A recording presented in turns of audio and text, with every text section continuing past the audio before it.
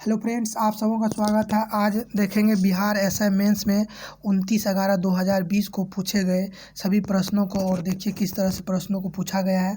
और चलिए प्रारंभ करते हैं। यदि फ्रेंड्स आप नया है तो चैनल को सब्सक्राइब कर लीजिएगा ताकि आपको सभी एग्जामों या जो भी महत्वपूर्ण प्रश्नों का सीरीज होगा आपको मिल सके। चलिए प्रारंभ करते हैं।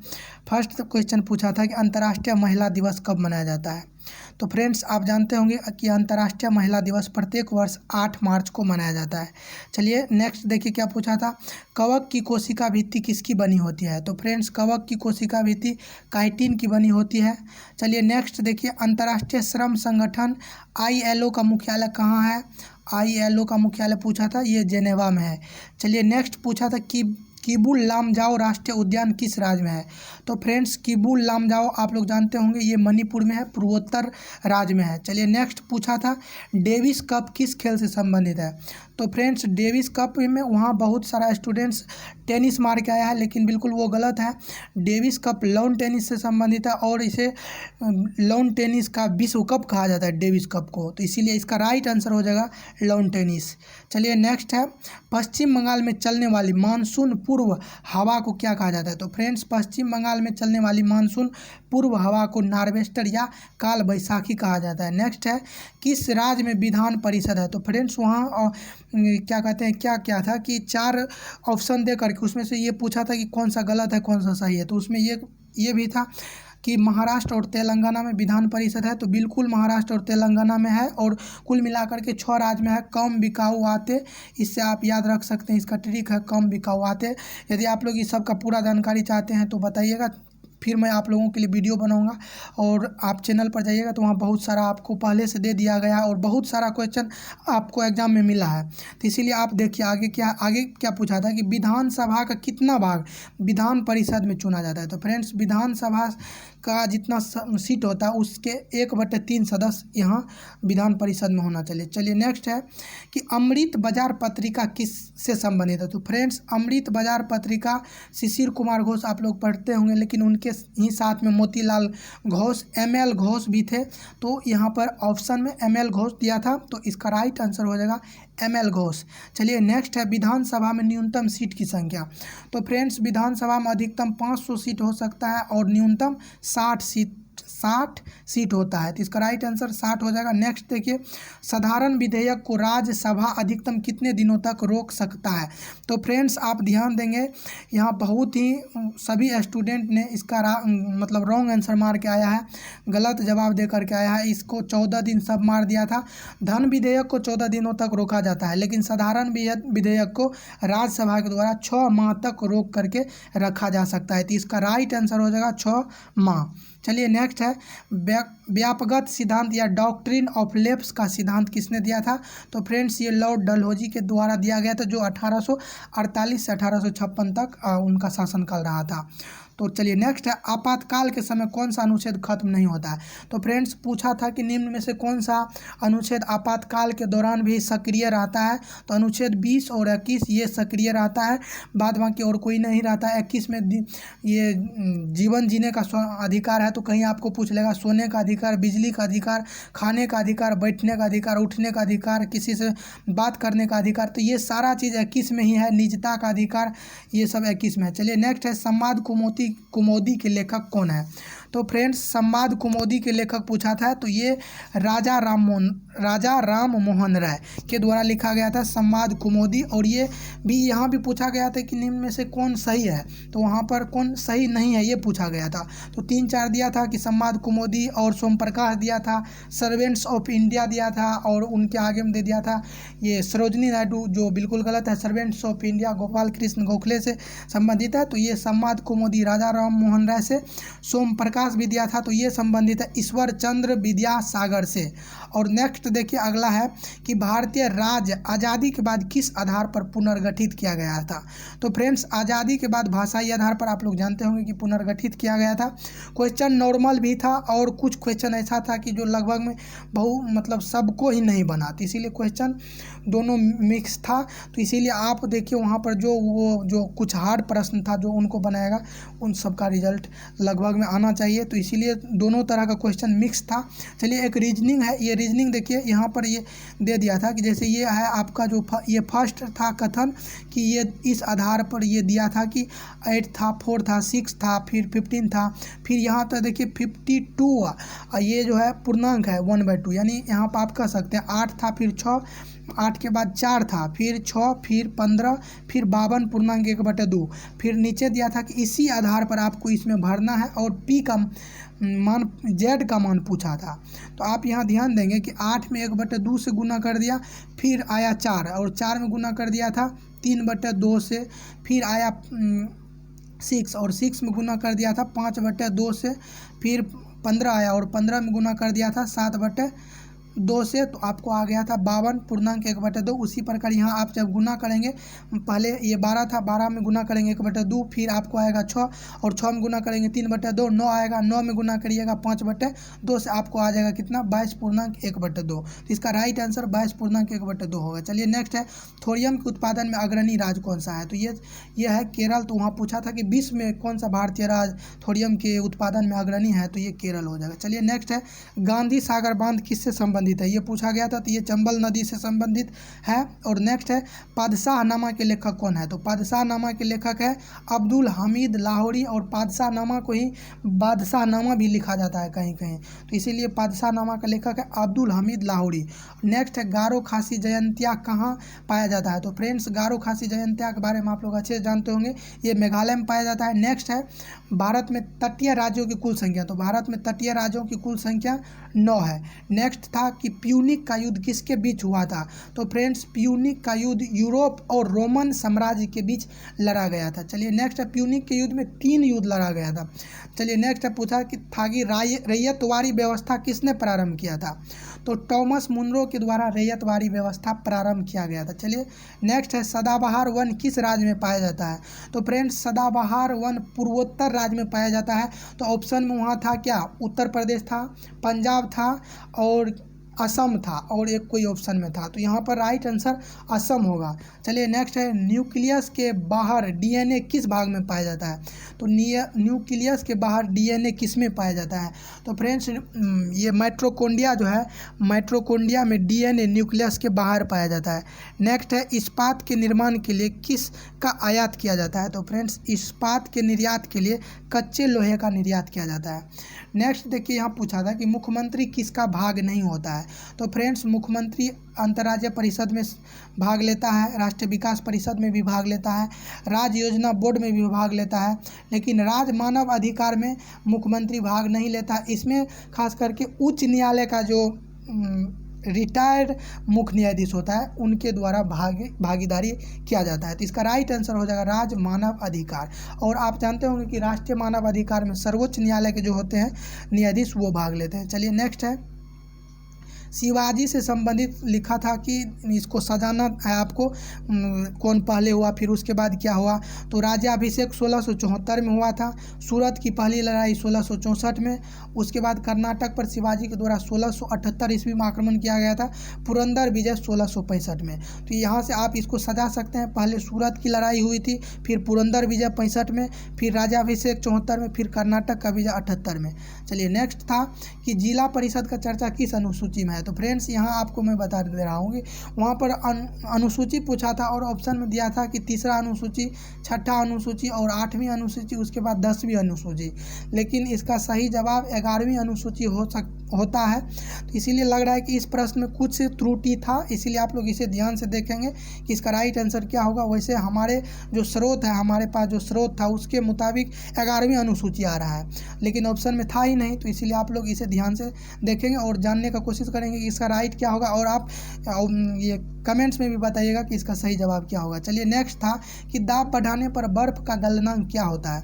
तो दाब बढ़ाने से बर्फ़ का गलनांक घट जाता है। चलिए नेक्स्ट था कि हाइड्रोजन के समस्थानिक निम्न में से कौन सा नहीं है? तो ये 3 तो ऑप्शन में था ही कि प्रोटियम, ड्यूटेरियम और ट्राइटियम, और एक चौथा था इरिट्रियम। तो इरिट्रियम उसका राइट आंसर हो जाएगा, चूँकि ये तीनों तो था, इरिट्रियम नहीं है, तो इसीलिए उसका राइट आंसर इरिट्रियम। चलिए नेक्स्ट है, कौन सी नदी ज्वार नदमुख बनाती है, यानी एस्चुरी बनाने वाली दो नदियाँ आप लोग जानते होंगे कि नर्मदा और ताप्ती। वहाँ पर ऑप्शन में आपको ताप्ती दिया हुआ था, तो मैंने यहाँ दोनों लिख दिया है ताकि आप लोग जान लीजिए दोनों। चलिए नेक्स्ट था कि लोकसभा में विपक्ष दल का पहला नेता। तो लोकसभा में विपक्ष दल का पहला जो नेता था ये राम सुभग सिंह था। चलिए नेक्स्ट था, नौकादौड़ किस राज्य से संबंधित है। तो नौकादौड़ आप लोग जानते होंगे कि ये केरल में प्रसिद्ध था। और अगला था कि राष्ट्रपति किसी दंड को कुछ समय के लिए निलंबित कर सकता है, तो ये किस अधिकार के अंतर्गत आता है। तो फ्रेंड्स, राष्ट्रपति को ये दंड से संबंधित कई प्रकार का अधिकार दिया गया है। तो निलंबन, स्थगन, ये सब दिया गया था। परिहार में कुछ समय के लिए, दंड का क्या होता है कि उसमें रूप बदल दिया जाता है। तो यहाँ था कि दंड को कुछ समय के लिए निलंबित कर सकता है, तो ये किस अधिकार के अंतर्गत आता है। तो ये परविलंबन के अंतर्गत आता है, तो इसका राइट आंसर हो जाएगा परविलंबन। नेक्स्ट था कि भोपाल गैस त्रासदी में कौन सा गैस रिसाव हुआ था। तो वहाँ पर MIC गैस हुआ था, मिथाइल आइसोसाइनेट। चलिए नेक्स्ट था, और आप लोग अभी विशाखापट्टनम में जानते होंगे कि वहाँ एस्टेरिन गैस का रिसाव हुआ था। नेक्स्ट है कि 147 में न्यूनतम किस संख्या से गुना किया जाए कि वर्ग हो जाएगा। तो फ्रेंड्स, ये मैथ का क्वेश्चन था कि 147 में क्या गुना करेंगे। तो यदि आप इसका फैक्टर तोड़ेंगे तो आपको आएगा 3 गुना 7 गुना 7, 3 गुना 7 गुना 7। तो आप देख लीजिए कि 7 का तो जोड़ा लग ही रहा है, 3 का नहीं लग रहा है, तो इसमें आप 3 से यदि गुना करेंगे तो इसका ये वर्ग बन जाएगा, तो इसीलिए इसका राइट आंसर 3 हो जाएगा। चलिए नेक्स्ट था कि एफ्लाविस किससे प्राप्त होता है। तो फ्रेंड्स, एफ्लाविस आप लोग पढ़े होंगे कि ये कवक से प्राप्त होता है, तो इसका राइट आंसर कवक हो जाएगा। नेक्स्ट था कि आत्मीय सभा की स्थापना किसने किया था। तो आत्मीय सभा का जो स्थापना किया गया राजा राम मोहन राय के द्वारा। नेक्स्ट है कि विक्रम संवत को किसने चलाया था। तो विक्रम संवत को चंद्रगुप्त द्वितीय के द्वारा शकों को पराजित करने के उपलक्ष्य में विक्रम संवत 58 ईसा पूर्व में चला गया था। 58 BC आप यहाँ से याद रखेंगे, शक संवत 78 ईस्वी में। चलिए नेक्स्ट था, बाजार नियंत्रण प्रणाली किस सुल्तान ने चलाया था। तो बाजार नियंत्रण प्रणाली अलाउद्दीन खिलजी के द्वारा चलाया गया था। नेक्स्ट है, अकबर ने चित्रकला विभाग किसके नेतृत्व में स्थापित किया था। तो अकबर ने चित्रकला विभाग की स्थापना अब्दुस समद के नेतृत्व में किया था। चलिए नेक्स्ट है, 2011 के जनगणना के अनुसार किस राज्य का जनसंख्या घनत्व सबसे कम है। तो अरुणाचल प्रदेश का सबसे कम 17 व्यक्ति प्रति वर्ग किलोमीटर, और ये सबसे अधिक बिहार राज्य का है। आप लोग जानते होंगे कि 1106 है प्रति वर्ग किलोमीटर, और यहाँ अरुणाचल प्रदेश का 17 व्यक्ति प्रति वर्ग किलोमीटर। नेक्स्ट था कि कनिष्क की राजधानी कहाँ है। तो कनिष्क की राजधानी फिरोजपुर या पेशावर, ये दोनों लिखा हुआ था, तो इसका राइट आंसर फिरोजपुर या पेशावर होगा। चलिए नेक्स्ट था, निम्नलिखित में से था कि कौन सा अप्रत्यक्ष कर है। तो फ्रेंड्स, वहाँ पर संपत्ति कर था और आय कर था और एक और कोई कर था। उसके बाद नीचे में GST नहीं लिखा हुआ था, लिखा हुआ था कि वस्तु एवं सेवा कर। तो उसका राइट आंसर हो जाएगा कि वस्तु एवं सेवा कर, यानी गुड्स एंड सर्विस टैक्स जो है ये अप्रत्यक्ष कर है। तो यहाँ से एक प्रश्न बना जो महत्वपूर्ण प्रश्न है, और बहुत सारे मतलब लोगों से हमारी बात हुई तो वो सब गलत मार दिए हैं। तो इसीलिए आप इसे ध्यान से देखेंगे कि GST अप्रत्यक्ष कर है, डायरेक्ट नहीं पूछा गया था। निम्न में से कौन अप्रत्यक्ष कर है। संपत्ति कर था, आय कर था और एक कोई था, उसके बाद वस्तु एवं सेवा कर था। तो इसका राइट आंसर हो जाएगा GST। चलिए नेक्स्ट था कि मिनी माता रोग किससे संबंधित है। तो मिनी माता रोग जो है ये पारा से संबंधित है, और इसे ही आउच रोग कहा जाता है। मुझे लग रहा है कि ये आउच करके रेलवे में तो निश्चित पूछेगा, तो आउच रोग भी इसे कहते हैं, और ये पारा से संबंधित है। आप लोग ध्यान में रखेंगे आउच। नेक्स्ट था कि काटो और जलाओ की खेती किस क्षेत्र में किया जाता है। तो फ्रेंड्स, ये खास करके पूर्वोत्तर राज्य में क्या होता है कि वन को काट करके वहाँ पर खेती कर लिया जाता है। तब तक खेती किया जाता है जब तक वहाँ मिट्टी में उर्वरा बना रहता है। जैसे ही उर्वरा खत्म हुआ वहाँ से फिर दूसरे जगह काट करके खेती किया जाता है। इसी तरह से काट के जला देता है फिर खेती करता है। तो ये पूर्वोत्तर राज्य में प्रसिद्ध है। चलिए नेक्स्ट था कि राज्यसभा के सदस्यों का चुनाव कहाँ से लिया गया भारतीय संविधान में। तो फ्रेंड्स, राज्यसभा के सदस्यों चुनाव आयरलैंड से लिया गया है, जबकि सदस्यों का मनोनयन जो किया जाता है वो USA से लिया गया है। चलिए नेक्स्ट था कि 1567-68 के समय चित्तौड़ का राजा कौन था जब अकबर ने आक्रमण किया था। तो फ्रेंड्स, वहाँ राणा उदय सिंह का शासन था। उन्हीं के शासनकाल में अकबर के द्वारा आक्रमण किया गया था चित्तौड़ पर 1567-68 में। चलिए नेक्स्ट था कि पटाखा में हरा रंग किसके कारण होता है? तो फ्रेंड्स पटाखा में बेरियम के कारण हरा रंग होता है। चलिए नेक्स्ट था कि कौन सी नदी डेल्टा नहीं बनाती है? फ्रेंड्स एक जगह एस्चुरी पूछा था कि कौन सा एस्चुरी बनाती है, तो वहाँ भी नर्मदा ताप्ती था ऑप्शन में। यहाँ पूछ लिया था कि डेल्टा नहीं बनाती, तो डेल्टा नहीं बनाती है कौन? नर्मदा और ताप्ती नहीं बनाती है। चलिए नेक्स्ट है, तो इसका राइट आंसर नर्मदा और ताप्ती हो जाएगा। चलिए नेक्स्ट था नौजवान भारत सभा की स्थापना किसने किया था? वेरी वेरी मस्ट क्वेश्चन था फ्रेंड्स कि नौजवान भारत सभा की स्थापना 1926 में भगत सिंह के द्वारा किया गया था। नेक्स्ट था सुंदरवन क्या है? तो फ्रेंड्स आप लोग जानते होंगे कि सुंदरवन मैनग्रोव है, तो इसका राइट आंसर हो जाएगा मैनग्रोव। चलिए नेक्स्ट था कि पृथ्वी के घूर्णन के कारण क्या नहीं होता है? तो वहाँ पर 3-4 ऑप्शन था, तो आपको कोरियोलिस बल्ब जो उत्पन्न होता है तो ये घूर्णन के कारण, दिन रात घूर्णन के कारण, और एक कोई ऑप्शन था मुझे ध्यान में नहीं, मतलब ये पता नहीं चल पाया पूरा, तो इसीलिए मैंने 3 ही ऑप्शन लिखा है। तो ऋतु परिवर्तन ये परिक्रमण के कारण होता है, दैनिक गति के कारण नहीं।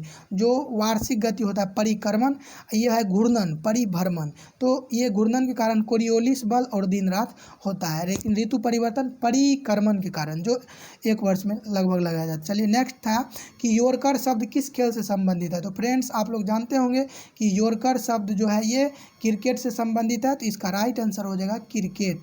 चलिए नेक्स्ट देखिए अगला क्या था कि मंझगांव डाक लिमिटेड कहाँ? यहाँ हुआ था क्या फ्रेंड्स कि आपको पूछा गया था कि निम्न में से कौन सा सही नहीं है, तो वहाँ पर 4 था। एक गार्डन रिच था और आगे में लिखा था कोलकाता, और एक था हिंदुस्तान शिपयार्ड लिमिटेड, वो लिखा था विशाखापट्टनम, और उसके बाद लिखा था कि मझगांव डाक लिमिटेड, ये लिख दिया था गोवा।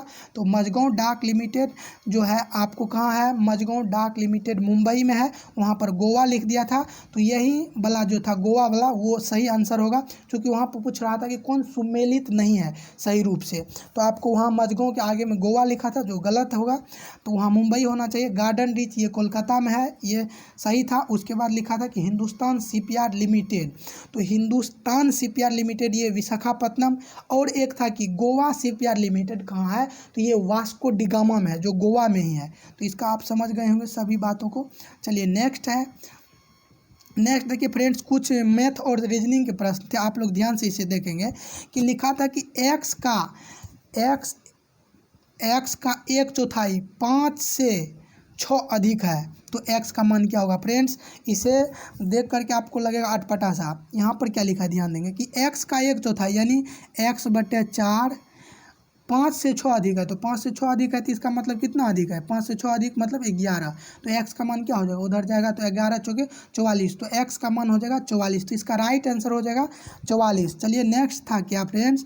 नेक्स्ट था कि x + b/a - b बराबर x - b/x + b को हल करने पर आपको क्या उत्तर आएगा? तो फ्रेंड्स इसे यदि आप हल करेंगे तो आपको x बराबर -a आएगा।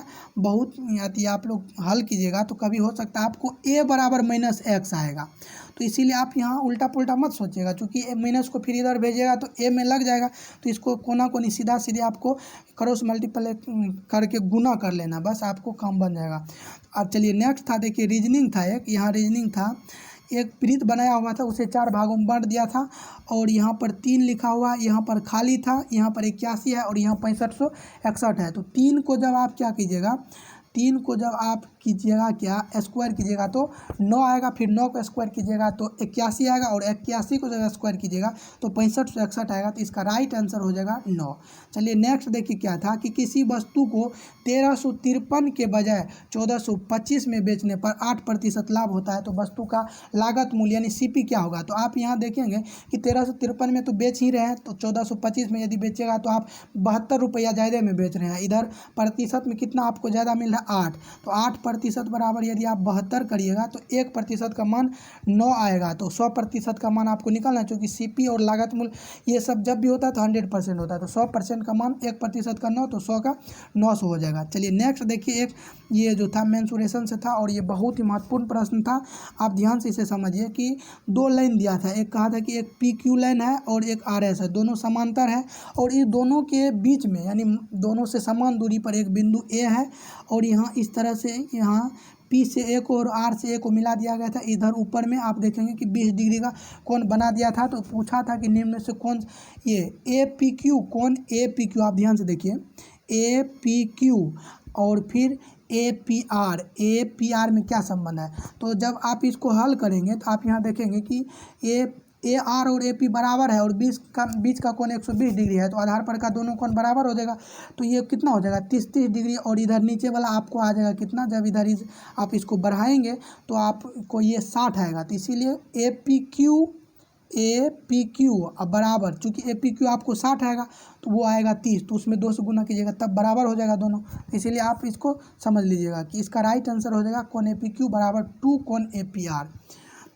सॉल्यूशन आप समझ लीजिए, कोई मतलब भारी नहीं था, आप मिलाइएगा तो यहाँ से दोनों बराबर रहेगा, आधार का दोनों कोण समान होगा। जब ये समांतर है, समांतर को कोई तिर्यक छेदी रेखा काटता है तो उस आधार से यदि आप कोण बनाएंगे, यहाँ तो ऊपर में 30 बना था, यहाँ भी 30 बनेगा, ये 90 डिग्री बन जाएगा। 90 30 कितना हो जाएगा 120। किसी त्रिभुज के 180 होता है तो 180 में से 120 घटाएंगे तो ये आपको 60 आ जाएगा। तो इसीलिए ये रिलेशन उसका सही होगा।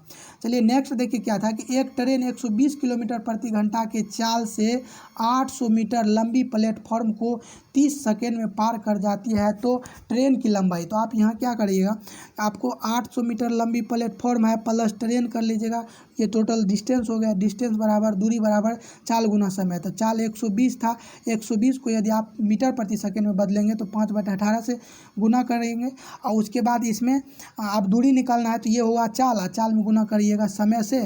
तो आप इसको हल करेंगे तो हल करने के बाद इधर आएगा 1000 में से 800 घटाएंगे तो बचेगा 200, यानी ट्रेन की लंबाई 200 मीटर राइट आंसर हो जाएगा।